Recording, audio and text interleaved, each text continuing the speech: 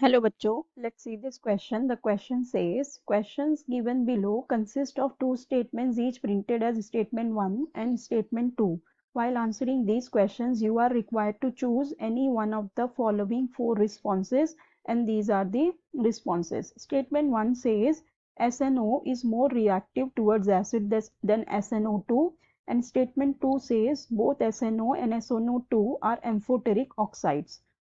सो यहाँ पे हमारे पास दो स्टेटमेंट्स दिए गए हैं, फिर हमें इन स्टेटमेंट्स के अकॉर्डिंग बताना है कि इनमें से कौन सा रिस्पॉन्स या ऑप्शन करेक्ट होगा.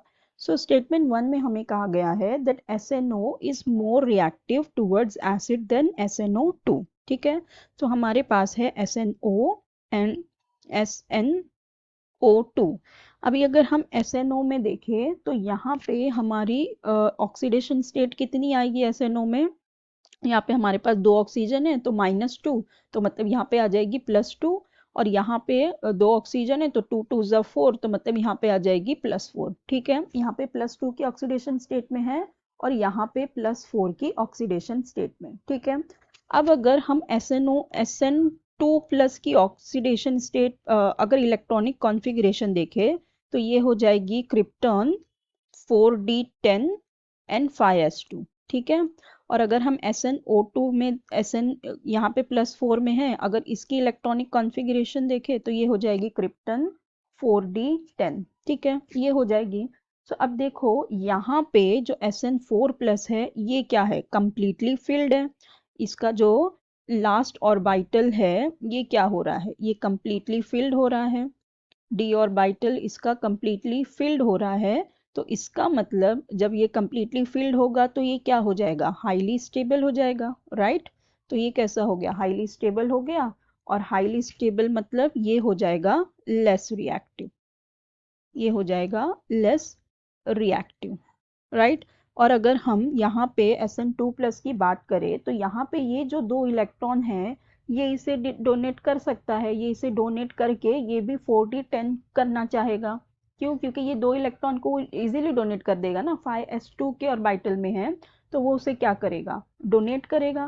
तो ये यहाँ पे हो जाएगा लेस स्टेबल. ठीक है, क्योंकि इसको भी 4d10 करना रहेगा तो ये लेस स्टेबल हो गया, मतलब ये यहाँ पे हो गया more reactive.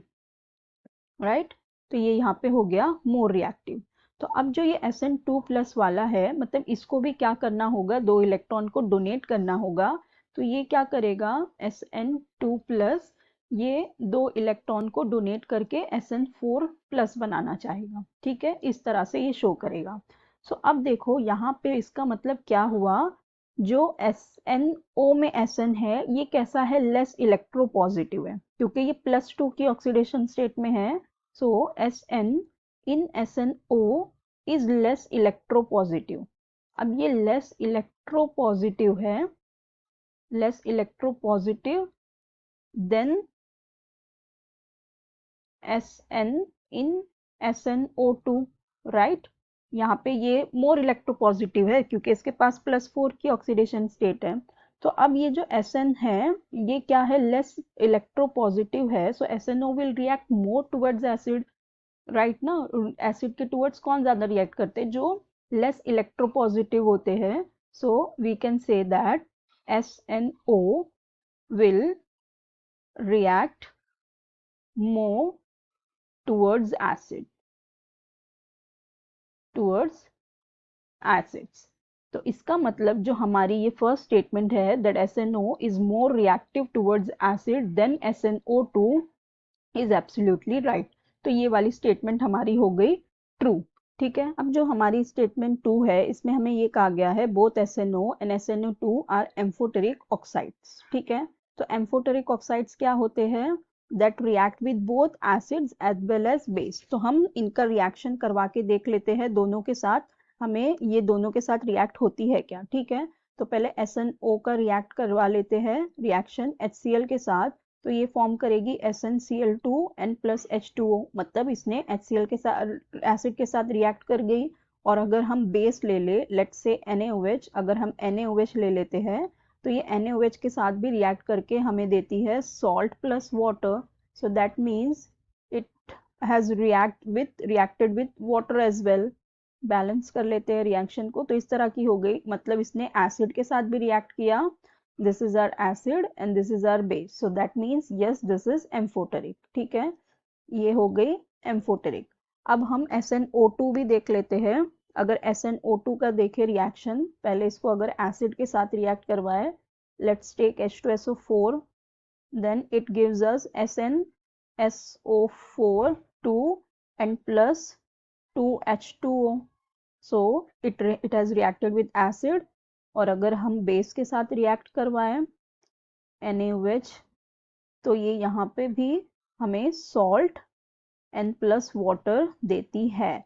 So that means कि ये भी एसिड के साथ भी रिएक्ट कर गई और बेस के साथ भी रिएक्ट कर गई, दैट मीन्स ये भी कैसी है, एम्फोटेरिक है। तो इसका मतलब ये वाली स्टेटमेंट भी जो दो है, that SNO and SNO2 are both amphoteric oxide, तो ये वाली हमारी स्टेटमेंट भी बिल्कुल करेक्ट है, क्योंकि ये भी दोनों के साथ रिएक्ट कर गई। तो मतलब ये दोनों ही जो है वो एसिड की भी प्रॉपर्टीज देते हैं और बेस की भी देते हैं। लेकिन हमें स्टेटमेंट 1 में लिखा था SNO is more reactive towards acid. ठीक है, रिएक्ट तो दोनों हो रहे हैं, लेकिन जो SNO होगा वो ज्यादा रिएक्ट करेगा SNO2 के, अगर हम कंपेयर करें। ठीक है, क्योंकि जो SNO2 होता है वो ज्यादा एसिडिक नेचर शो करता है। अगर हम इसका देखें SNO2 का, ये ज्यादा एसिडिक नेचर शो करता है, इसलिए।